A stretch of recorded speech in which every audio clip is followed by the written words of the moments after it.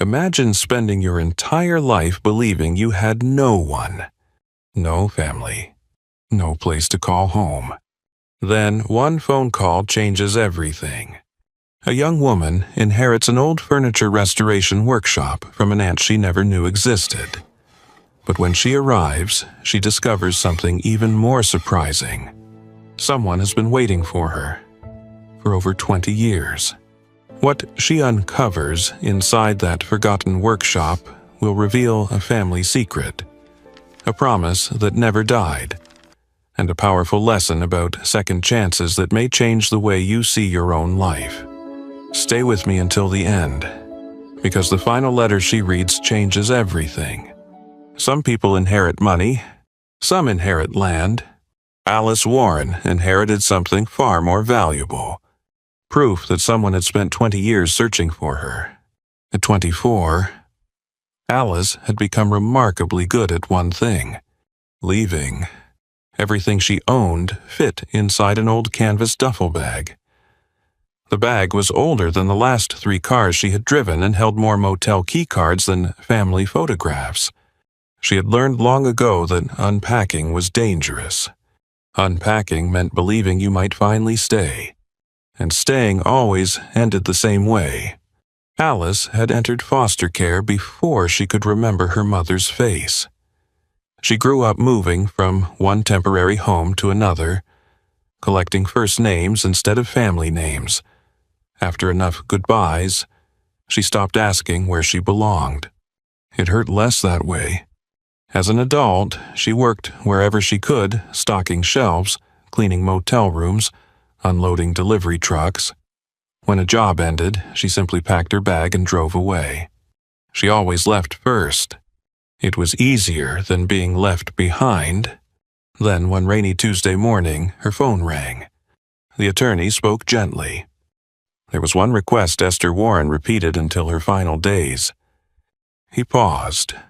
She asked that no one sell the workshop until Alice Warren walked through its front door.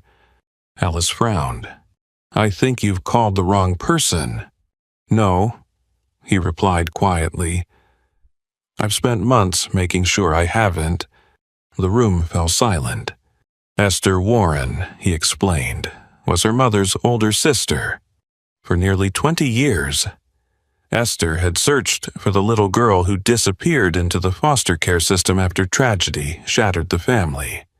By the time she finally found Alice, her own time was running out.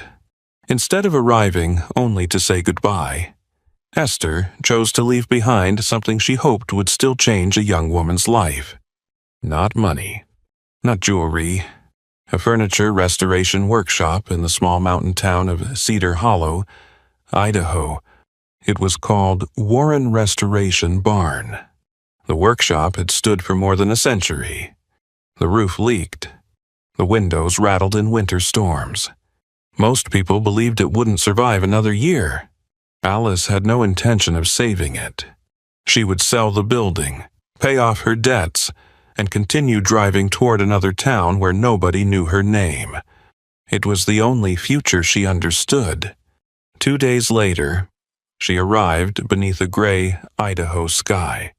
The workshop stood quietly at the end of Main Street, weathered but proud, as if refusing to surrender to time.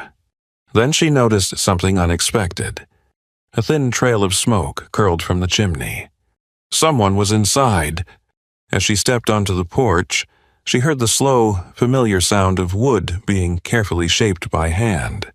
Not rushed, not loud, just patient. The sound reminded her that some people still believed broken things were worth saving. Alice opened the door. Warm air carrying the scent of cedar, beeswax, and fresh shavings surrounded her. An elderly craftsman stood beneath a hanging lamp, carefully guiding an old wooden hand plane across the edge of a worn oak chair. The handle of the tool had been polished smooth by decades of faithful hands. He looked up, studied Alice for a long moment. Then he gently placed the hand plane on the bench beside him.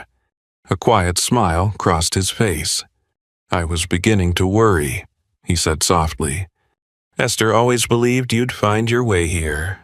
He glanced toward an old photograph hanging on the wall. I almost stopped believing. Alice stood frozen.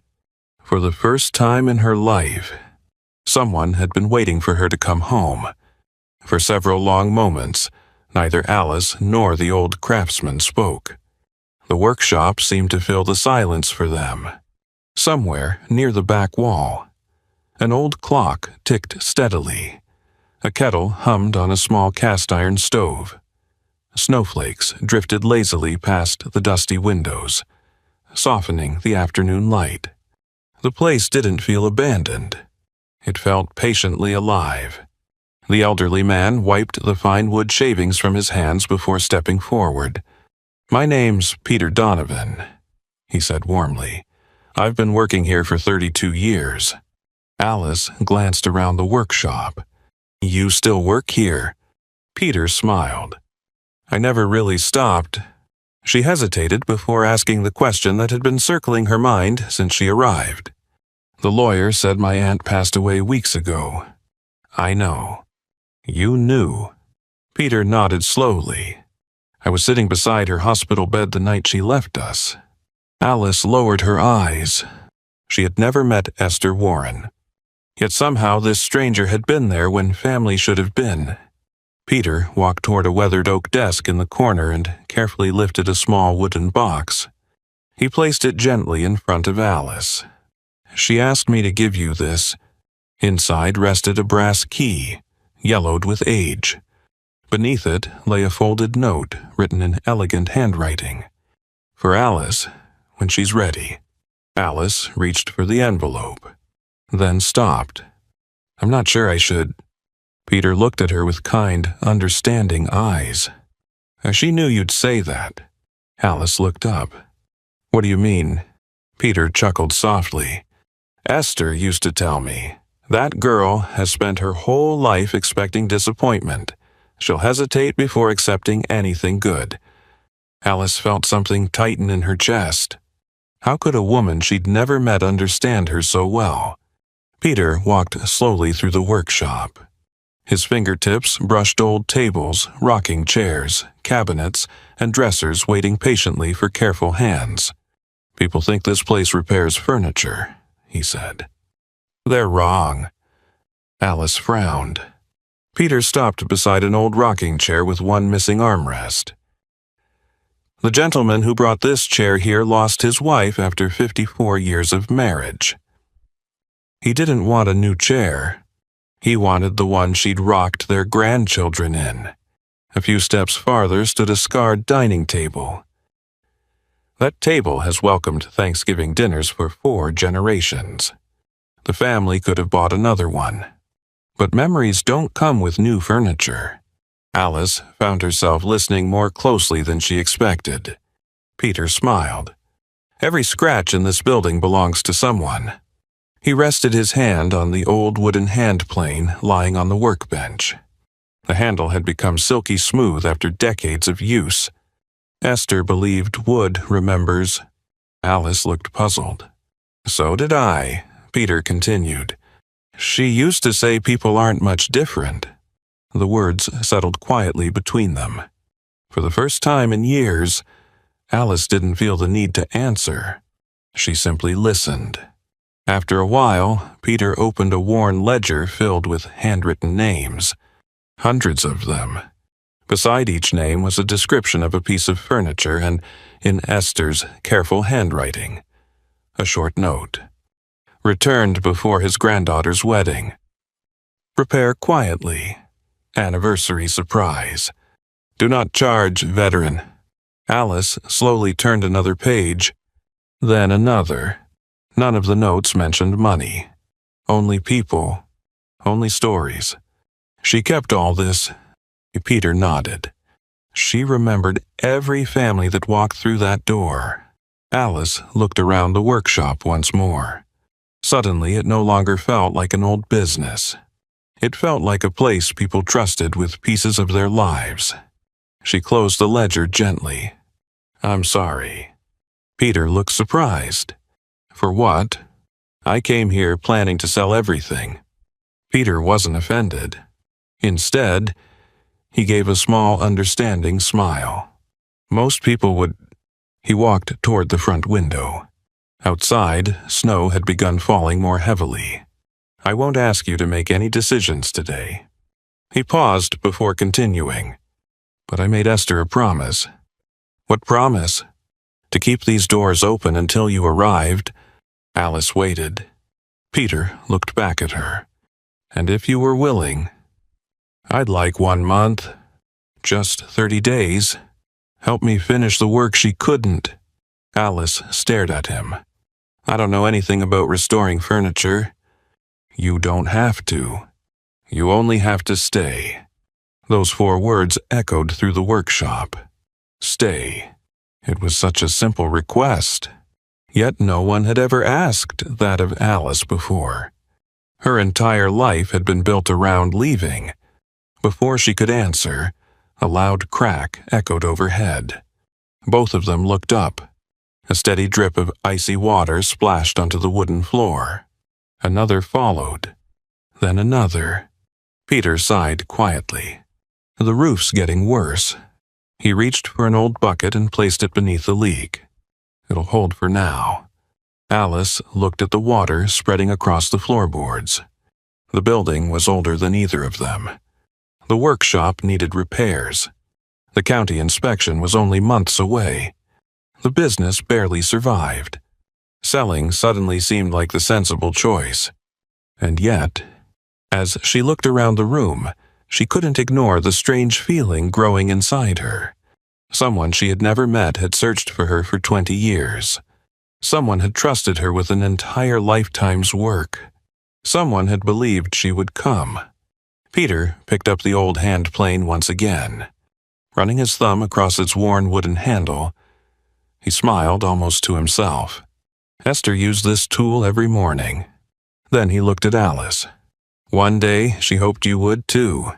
Alice lowered her eyes to the small brass key still resting in her palm. For the first time in years, she wasn't wondering where she should go next. She was wondering what would happen if she stayed. Alice had promised Peter only 1 month, 30 days. Just enough time to help him finish the work Esther had left behind before she decided what to do with Warren Restoration Barn. At least, that had been the plan. 3 days later, a late-season snowstorm swept across Cedar Hollow with a force no one expected. The wind roared through the valley, rattling every window in the old workshop. By sunrise, nearly a foot of wet snow had settled across the roof. Peter arrived before dawn, as he always did. To his surprise, the lights were already on. Alice was inside, sweeping wood shavings into a neat pile. You didn't have to come this early, Peter said with a gentle smile. Alice shrugged without looking up. I've never been very good at sleeping. Peter didn't ask why. Some answers revealed themselves only when people were ready. The morning passed quietly. Peter showed her how to examine old joints before taking a piece apart. Anyone can replace broken wood, he said, but it takes patience to preserve what still deserves to remain. Alice found herself paying closer attention than she expected. Every tool had its purpose. Every scratch in the workbench told a story. Even the old wooden hand plane Peter used each morning seemed almost alive, its handle polished smooth by decades of careful hands. She wondered how many lives had quietly passed through this building. Just before noon, a loud cracking sound echoed overhead. Both of them froze. Another crack followed. Then came the deafening crash. Part of the aging roof gave way beneath the heavy snow. Wood splintered. Dust filled the air. Peter grabbed Alice by the arm just as several beams crashed onto the floor only a few feet away. For several long seconds, neither of them moved. The only sound was the wind pushing through the opening above. When the dust finally settled, Peter looked toward the damaged staircase leading to the upper storage room. I was afraid this day would come, he said quietly. Together, they climbed the narrow stairs. carefully stepping around broken boards. Alice expected to find old furniture stacked beneath years of dust. Instead, she stopped in disbelief. The room looked less like a storage attic and more like a forgotten museum. Shelves lined every wall. Each held beautifully restored pieces wrapped in blankets and brown paper. Every item carried a handwritten tag: a rocking chair, a cedar chest, a dining table, a child's toy box, each waiting patiently for someone who never returned. Alice picked up one faded label: "The Miller family, please finish before Christmas." Another read: "Mrs. Thompson. Anniversary gift, no charge." She kept reading. Some names were more than 30 years old. Others were nearly 50. "Why are they still here?" she asked softly. Peter brushed a layer of dust from an old cradle. Some owners passed away before they could collect them. He pointed toward another cabinet. Some families moved, then another, and some stories simply ended. Alice slowly turned in a circle. This wasn't a room full of forgotten furniture. It was a room filled with unfinished memories. Near the back wall, hidden beneath a canvas cloth, sat a cedar chest unlike all the others. It had no label, only a small brass lock. Something about it felt different. Without thinking, Alice slipped her hand into her coat pocket. Her fingers touched the brass key Esther had left inside the wooden box. She walked closer. Peter watched silently. The key slid into the lock as though it had been waiting for this very moment. A soft click echoed through the room. Inside lay dozens of carefully tied bundles of letters, old photographs, leather journals, and a small carved wooden box bearing the Warren family name. Alice reached for the first bundle. The envelope on top was addressed in elegant handwriting. For Alice. Nothing more. Her hands trembled as she unfolded the letter. "My dearest Alice." She stopped breathing for a moment. Peter quietly stepped toward the window, giving her the privacy Esther would have wanted. The letter had been written more than 10 years earlier. Esther described searching county records, writing letters, making phone calls, following every small lead she could find. Again and again. She arrived only after Alice had already been moved to another foster home. She was always one step behind. Years later, she finally discovered where Alice was living. She even drove there. Twice. But illness had already begun to steal her strength. Instead of introducing herself only to leave another painful goodbye, Esther made a different choice. "If I cannot be part of your past," she wrote, "perhaps I can prepare a future where you will never have to wonder if you belong." A tear slipped silently down Alice's cheek. She had spent her entire life believing no one had ever looked for her. She had been wrong. At the bottom of the chest rested one final envelope. Across the front, Esther had written 6 simple words. "Open this when you choose to stay." Alice reached toward it, then slowly drew her hand back. "I'm not ready," she whispered. Peter nodded gently. Neither was Esther. Alice looked at him. "What do you mean?" He smiled sadly. "She spent years believing she'd failed your mother, and failed you." He rested one hand on the old cedar chest. "This workshop wasn't the greatest thing she ever built."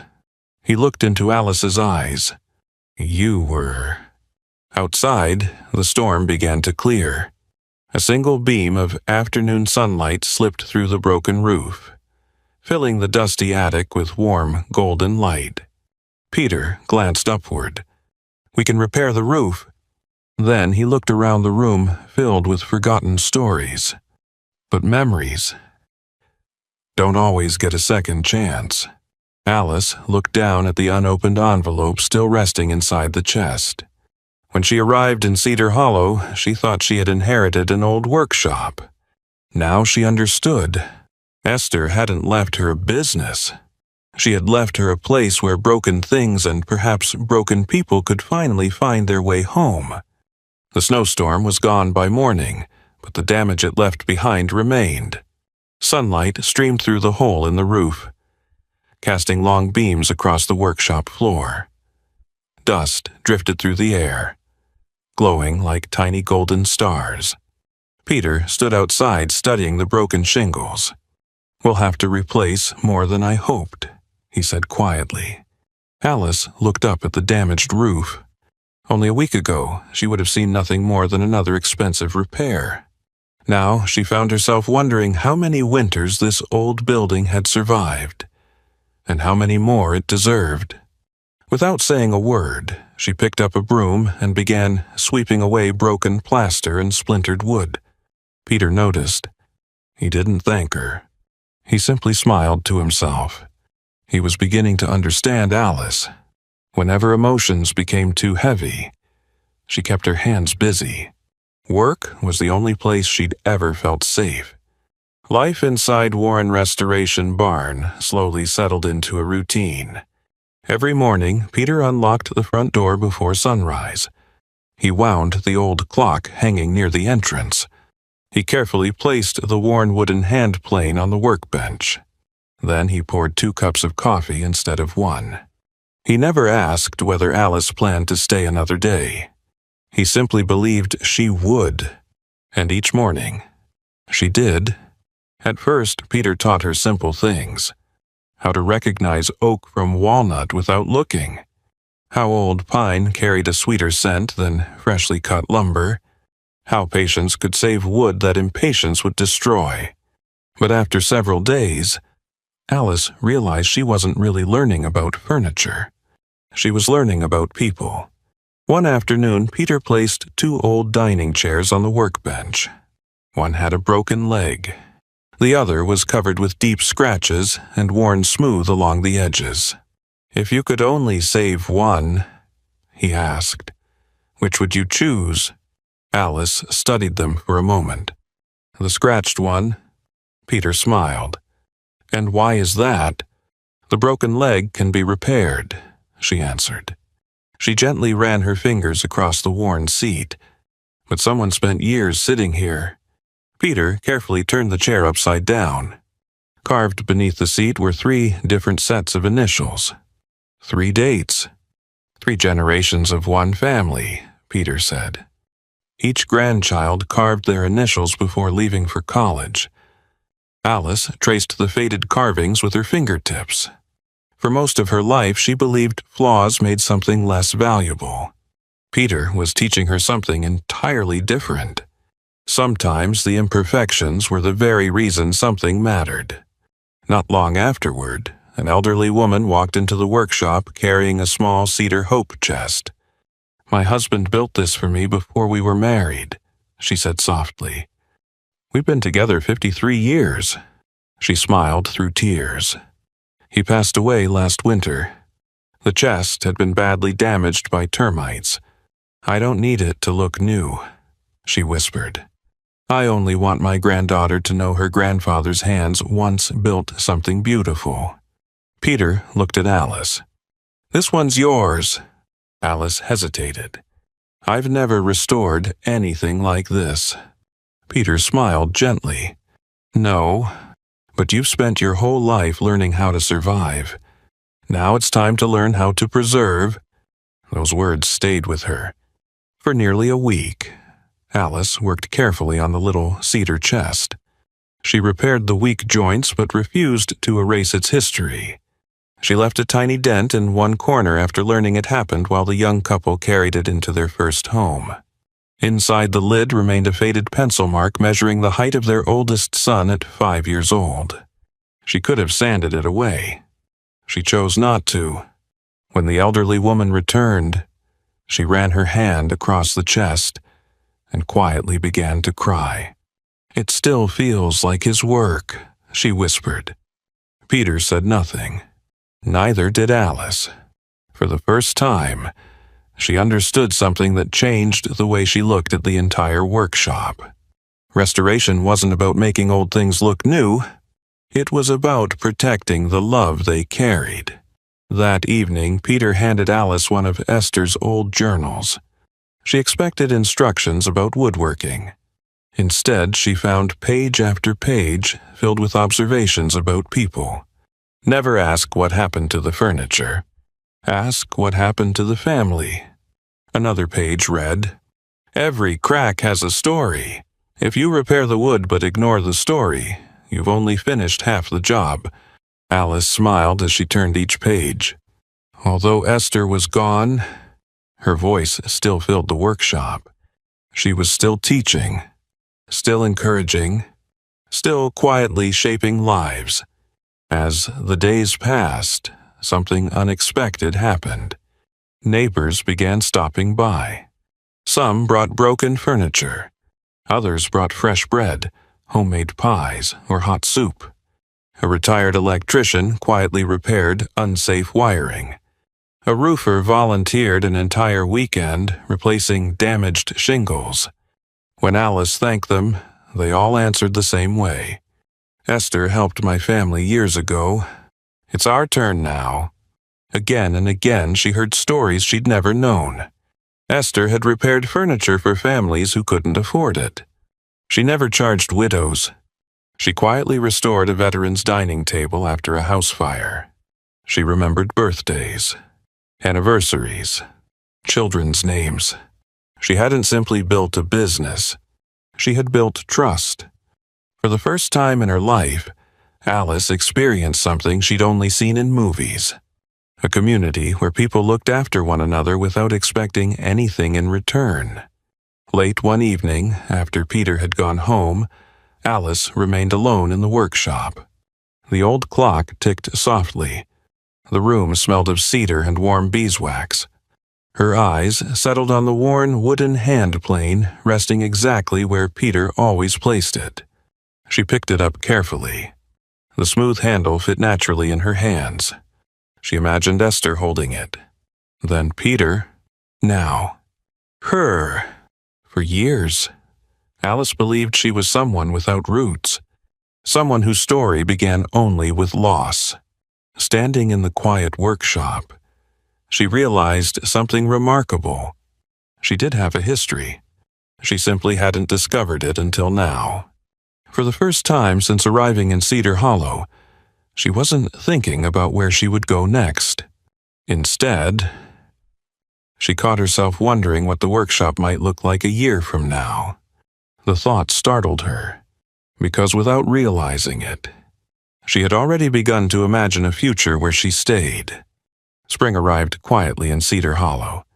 The last patches of snow disappeared from the hills, and the town slowly came back to life.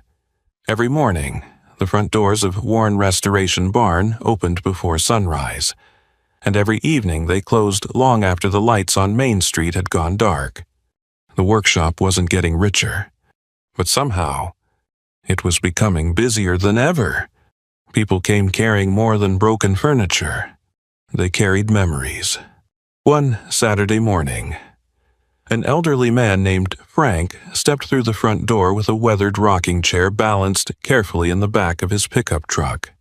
"My wife sat in this chair every evening for 38 years, he said softly. "After she passed away, I couldn't bring myself to throw it away." He ran his hand along one of the worn armrests. "I don't need it to look new. I just want to hear it creak the way it used to." Alice smiled gently. "I'll do my best." For 3 days, she worked on the chair. She strengthened the loose joints. She repaired the damaged runners.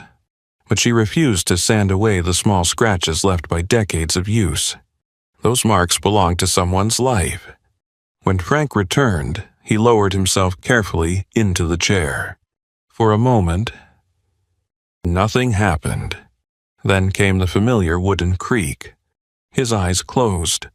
A quiet smile appeared. "There you are," he whispered.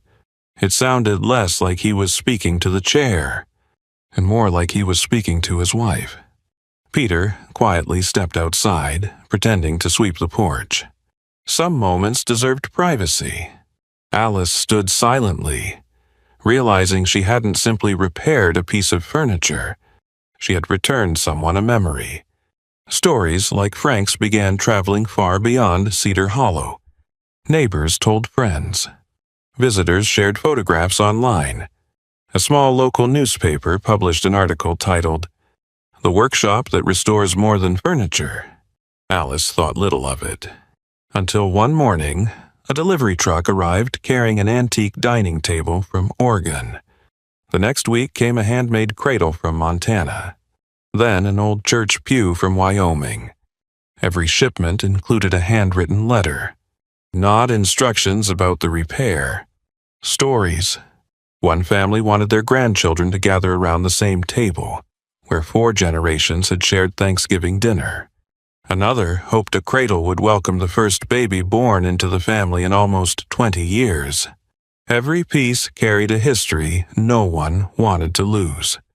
Peter watched another delivery truck pull away and smiled. People aren't mailing us furniture anymore. Alice looked around the crowded workshop. They're mailing us their lives. Peter nodded. That's exactly what Esther always believed. One rainy afternoon, while organizing Esther's journals upstairs, Alice discovered a folded sheet of paper tucked between 2 pages. It wasn't a letter. It was a hand-drawn sketch of the workshop. But it looked different. The empty storage room had been transformed into a classroom. Young apprentices worked beside older craftsmen.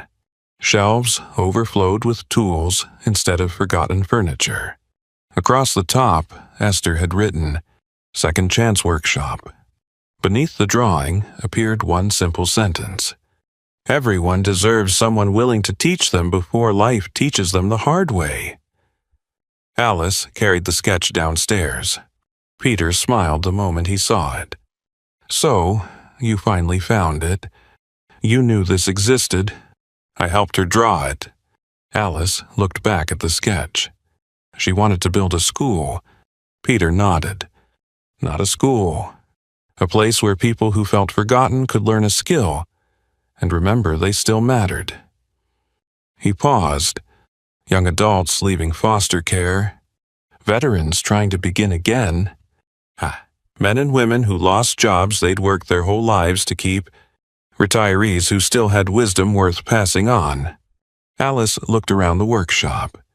For the first time, she could imagine laughter filling the upstairs room.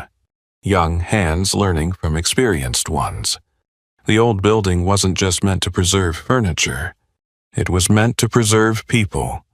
A week later, an expensive black SUV stopped outside the workshop. A well-dressed businessman introduced himself as Richard Lawson.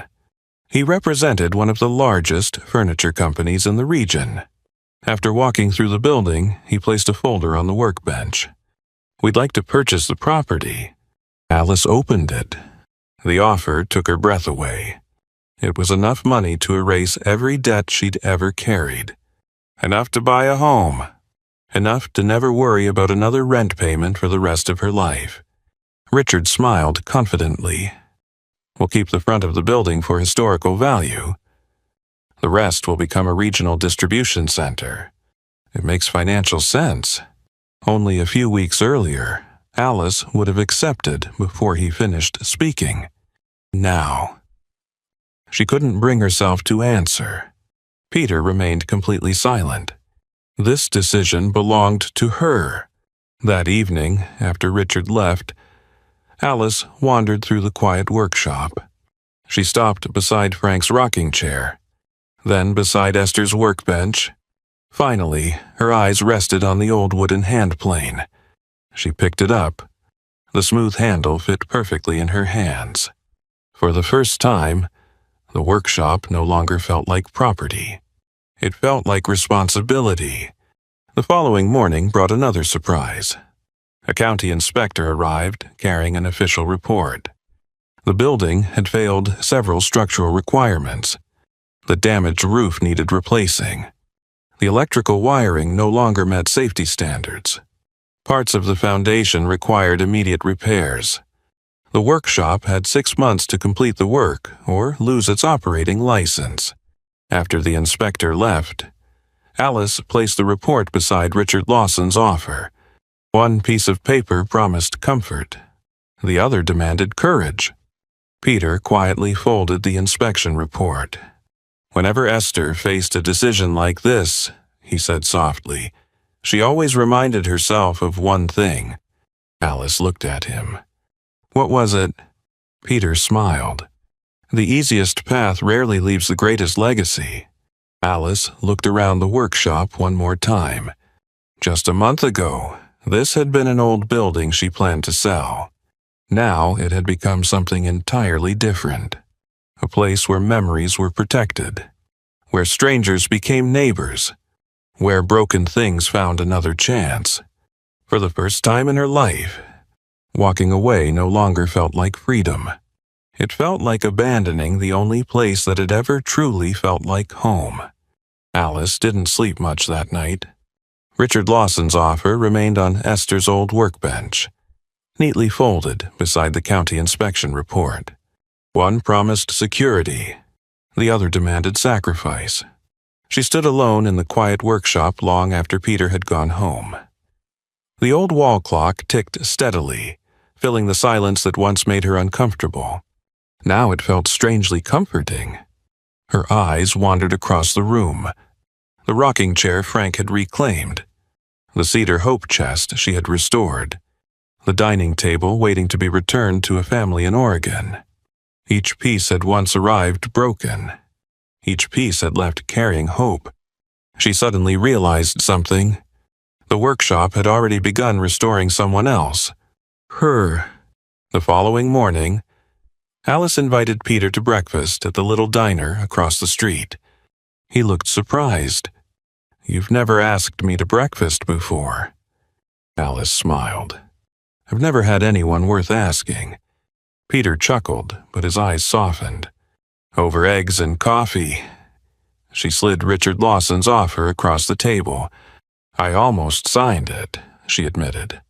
Peter nodded. I know. I've spent my whole life chasing stability. She looked down at her hands. When you've never had a home, money feels like the safest place to hide. Peter didn't interrupt. He simply listened. After a long silence, Alice folded the papers and placed them back into her bag. I'm turning it down.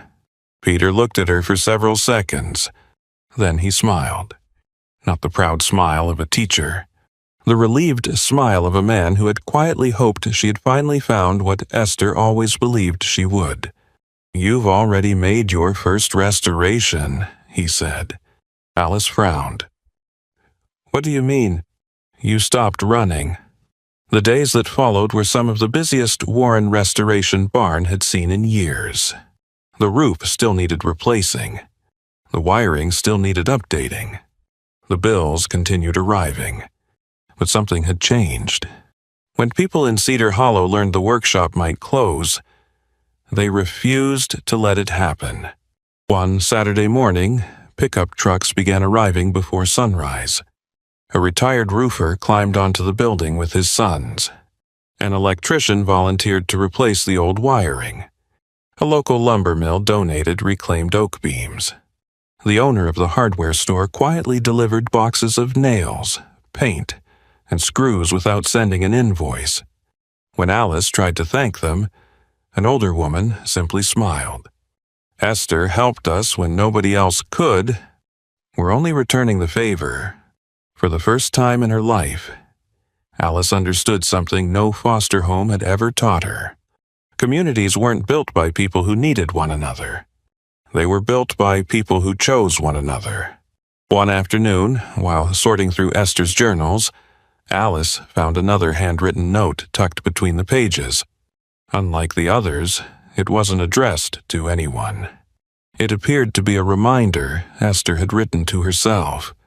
If this workshop is still standing after I'm gone, let it become a place where people leave stronger than they arrived. Alice read the sentence 3 times. Then she carried the journal downstairs. Peter. He looked up from polishing an antique cabinet. I think I know what Esther wanted." Peter smiled gently. "I was wondering when you'd say that." A week later, Alice called a community meeting inside the workshop. Nearly every chair was filled. Retired carpenters, teachers, veterans, young parents, neighbors who had known Esther for decades. Alice stood nervously beside the old workbench. She wasn't used to speaking in front of people. For most of her life, she had tried not to be noticed. But this felt different. "I can't replace Esther," she began quietly. "And I certainly can't become Peter." A few people smiled. "But maybe," she took a slow breath, "maybe we don't have to keep doing things exactly the way they've always been done." She unrolled Esther's sketch across the workbench. The drawing of the upstairs classroom, the words "Second Chance Workshop" written across the top. The room fell silent. "I want to finish her dream." She looked around the workshop. "I want this place to teach more than woodworking. I want it to teach people that broken doesn't mean worthless." No one spoke for several moments. Then Frank, the retired Marine whose rocking chair Alice had restored, slowly stood. "I'd like to volunteer." "So would I," another voice answered. A retired cabinet maker raised his hand. "I can teach finishing." An Army veteran spoke next. "I can mentor the younger guys, one by one." Hands filled the room. Not because Alice had asked for help, because people finally had somewhere meaningful to give it. Peter watched quietly from the back of the workshop. He remembered the day Esther had shared the same dream with him almost 20 years earlier. She had always believed the workshop would one day belong to someone who understood its true purpose. Standing there now, he realized she had been right.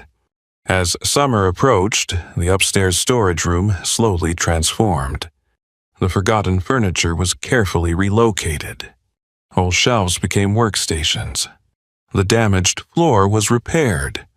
Large windows were cleaned until sunlight once again filled the room.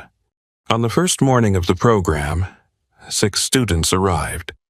A young man who had recently aged out of foster care, a former Army medic struggling to rebuild his civilian life, a widower looking for purpose after retirement, a middle-aged factory worker whose plant had closed. None of them came simply to learn woodworking. They came searching for something harder to find: hope. Peter gathered everyone around the old workbench. Without saying a word, he placed the worn wooden hand plane in front of Alice. She looked at him. "I can't." He smiled. "Yes, you can. It belonged to Esther." Peter nodded. "And before that, it belonged to my father." He gently closed Alice's fingers around the smooth wooden handle. "Tools aren't meant to be displayed. They're meant to be passed on." Alice looked around the room. Every face was waiting, not for perfection, just for someone willing to begin. For the first time since she arrived in Cedar Hollow, she no longer felt like a young woman searching for a place to belong. She had become someone capable of creating that place for others. And without realizing it, the girl who had spent her entire life running away had quietly become the keeper of a legacy that would outlive them all. 5 years passed more quickly than anyone in Cedar Hollow expected. The old workshop that many believed would disappear had become one of the busiest places in town, not because it had grown into a large business, but because it had become something far more valuable. People no longer spoke about Warren Restoration Barn as a furniture shop. They called it a place where memories found their way home. Every week, delivery trucks arrived carrying pieces of furniture from every corner of the country. An old dining table from Texas, a grandfather clock from Ohio, a cedar chest from Montana, a wooden cradle from Maine. Every piece arrived with a story tucked inside the box. Sometimes the letters were only a few lines long. Sometimes they stretched across several pages. Alice read every one. Peter had taught her years ago that if you didn't understand the story, you could never truly restore the furniture. She never forgot that lesson. The upstairs classroom had changed even more. The room that once held forgotten furniture now echoed with quiet conversation, laughter, and the steady rhythm of sandpaper against wood. Some students stayed for only a few months. Others never left. One young man named Tyler had arrived with nothing but a backpack after aging out of foster care. He rarely spoke during his first weeks. He kept expecting someone to tell him he no longer belonged. Alice recognized that look immediately. She had worn it herself. Instead of asking about his past, she handed him Esther's old handplane. "I'll teach you how to use it," she said. Weeks later, Tyler smiled for the first time. Months later, he was helping new students. The cycle had begun again. The community continued to grow around the workshop. Retired craftsmen volunteered their mornings. Teachers organized weekend classes for local children. Veterans mentored younger apprentices who struggled to rebuild their lives after military service. No one received a large paycheck. Most didn't receive one at all. Yet they kept coming, because every person who walked through those old wooden doors left carrying something impossible to measure. Confidence, purpose, belonging. One autumn afternoon, Peter stood quietly outside the workshop watching leaves drift across Main Street. His movements had become slower over the years. The arthritis in his hands made long hours at the workbench difficult. He no longer restored furniture every day. Instead, he spent most mornings sitting near the classroom, offering advice whenever someone asked. Alice joined him on the porch. "You've been standing out here a lot lately," she said. Peter smiled. "I like watching people come through that door." "So do I." He looked toward the workshop windows where young apprentices laughed while working together. "You know, I used to think my job was fixing furniture." He paused. "I was wrong." Alice looked at him. "My job was making sure this place survived long enough for you to find it." Neither of them spoke for a while. The silence felt peaceful, the kind shared between people who no longer needed many words. A few weeks later, Peter asked Alice to meet him inside the workshop before sunrise. Everything was quiet. Only the old wall clock could be heard. Peter walked slowly toward Esther's original workbench. Resting on its surface was the old wooden handplane. The smooth handles still carried the warmth of countless hands before theirs. Peter picked it up carefully. "I've been borrowing this tool for a long time." He smiled softly. "First from my father, then from Esther." Now he held it out toward Alice. "I think it's finally yours." Alice didn't reach for it immediately. "I haven't earned it." Peter laughed gently. "I used to say the same thing to Esther." He placed the tool into her hands anyway. "She saved this workshop." He looked around the room. "You saved what it was always meant to become." Tears filled Alice's eyes. She remembered the frightened young woman who had arrived with one duffel bag and every intention of selling the building. That version of herself felt like someone she had once known, rather than someone she still was. Not long afterward, Peter passed away peacefully in his sleep. The news spread through Cedar Hollow before noon. On the day of his memorial, people filled every corner of the workshop. Some came carrying restored furniture Peter had repaired decades earlier. Others brought photographs, ladders, small wooden toys he had carved for neighborhood children. One by one, they shared stories, not about the furniture, about the man who had quietly believed people deserved another chance. Alice listened from the back of the room. She realized something extraordinary. Peter had never become famous. He had never grown wealthy. Yet his life had touched hundreds of families, perhaps thousands. That was a legacy no amount of money could ever buy. Several months later, the first snowfall of winter settled gently over Cedar Hollow. Inside the workshop, the fireplace crackled softly while a new group of apprentices worked at their benches. The old hand plane rested where Peter had always kept it. Only now, it belonged to Alice. The front door opened. A woman in her 60s stepped inside carrying a worn wooden chair wrapped carefully in an old quilt. She looked nervous. "I hope I'm in the right place," she said. "I was told this is where broken things are given a second chance." Alice walked over and carefully uncovered the chair. Years of use had worn its finish away. One leg had nearly broken completely.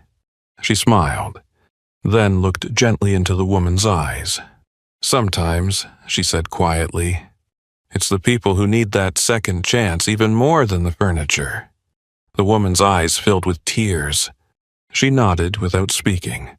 Across the room, Tyler was teaching a new apprentice how to hold Esther's old hand plane. The same lesson Peter had once taught Alice. The same lesson Esther had once taught Peter. Outside, snow continued falling. Inside, another story had just begun, and Alice finally understood what Esther had hoped for all those years ago. A legacy isn't measured by the things we leave behind.